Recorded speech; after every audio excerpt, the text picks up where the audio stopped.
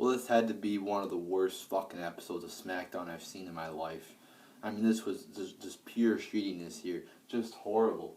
And it 3 jobber matches in a fucking turmoil, fucking 40-minute match or whatever. Oh my god, was this just an unbearable show tonight. You know, there's some shows that are shitty, but you can make it through them. But with that fucking last match there, holy shit, why was it like an hour long? God. So we get the show started off with Bray Wyatt defeating R-Truth. You know, I keep saying, start the show off with something different than an Authority promo or a Cena promo or some shit like that.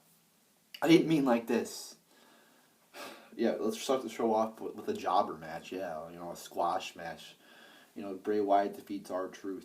You know, if you really want to, you know, build Bray Wyatt up, don't put him in the ring with guys like R-Truth. So I'll give this one 0.25 out of 5 stars.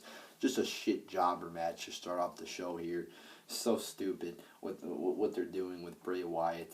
You know, yeah, he fucking, you know, was looking good there. Then Cena came across and fucking buried his ass. If that's not a burial, I don't know what is with Cena and shit like that. But anyway, horrible way to start off the show with a jobber match. You know, you should get the show started off with something good. You get the crowd's attention. It's a fucking 2-hour show. You know, you got to get it started off with something good. All right, but they failed to do that. I mean, it's common sense that this wouldn't be a good match.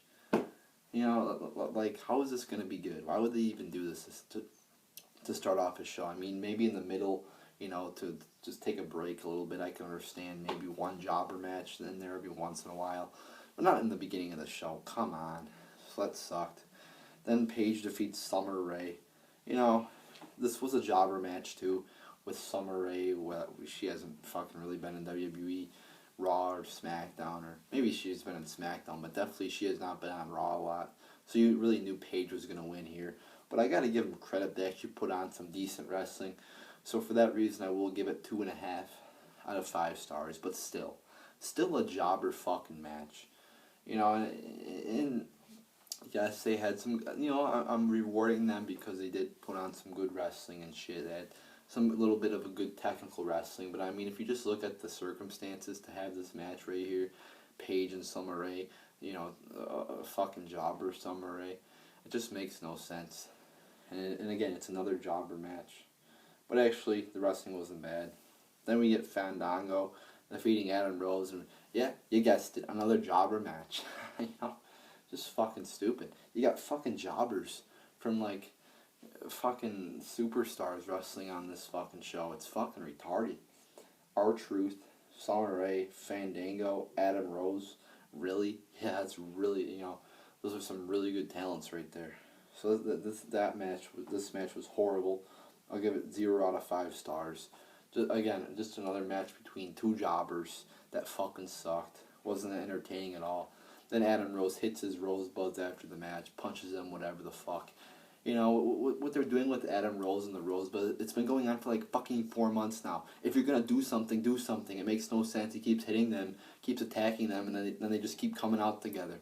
Where's the logic there? There's no fucking logic there. Then we get this fucking long-ass tag team turmoil match. Like, holy fucking shit was this long.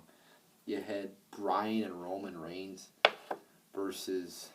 First they faced, I don't even fucking remember. It was so boring and long. I believe they faced some jobber team to start off. Then they faced the Usos. Oh my god, that was like fucking 25-minute match, 20-minute match. It had to be. It seemed like it. Like, I was fucking I fell asleep during this match. I was zoning out. It was just unbearable. And, like, if you're gonna... You could have a 40-minute match, you know, every once in a while. You know, it's like a main event of SummerSlam or WrestleMania or Survivor Series like they did with the Authority. It's alright. But to have a fucking 40-minute main event on SmackDown that doesn't even mean jack shit, or however long this was, get the fuck out of here. It had to be long. It had to be like an hour. There was like 5 commercials during it. This was the fucking worst booking decision ever. It put me to sleep, you know. And I don't usually fall asleep during a wrestling show, even though it is boring. So you know what? No, it was very boring for that to happen.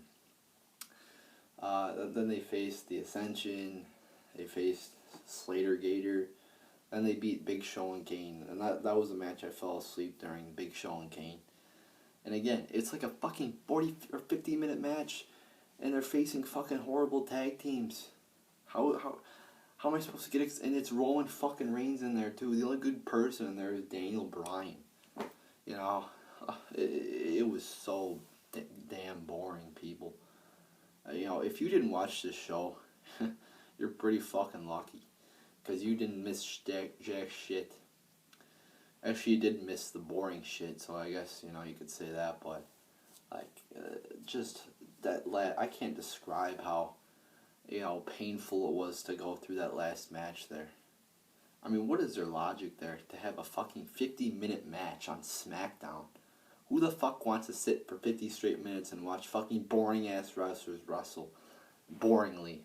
Not me. You know, there was some good spots in there. A few good spots at times. But it was just so shitty. This is 50 minutes. I'm going to give it 0 out of 5 stars. I couldn't even take that. That was the worst decision ever. Stupidest decision ever. But that's what you got to expect from Vince McMahon in WWE. I mean, I bet their ratings dropped pretty bad during that. You know, I don't know, but if I had to bet, you know, I don't think too many people were watching during, like, in the middle of that tag team match. Holy shit. It had like 5 commercials during it.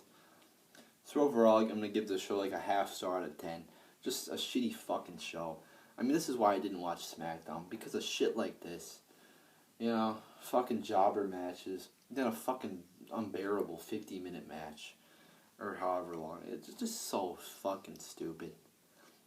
But at least Triple H wasn't on. That was a good thing, I guess. You know, if you could take one positive out. People are always telling me to, you know, be positive. Or why do you watch the show if you always rant on it? Well, there you go, people. There's a positive. Triple H and the Authority. Actually, part of the Authority was, but Triple H was not on the show. So there you go, people. The show still fucking sucked, even without Triple H. You know, WWE is very fucking shitty right now. SmackDown is shitty, Raw is shitty. Everything in this company, for the most part, is shitty, with the exception of a few people and things. So this fucking show was a fucking disaster. So there you go, people. There's your SmackDown review.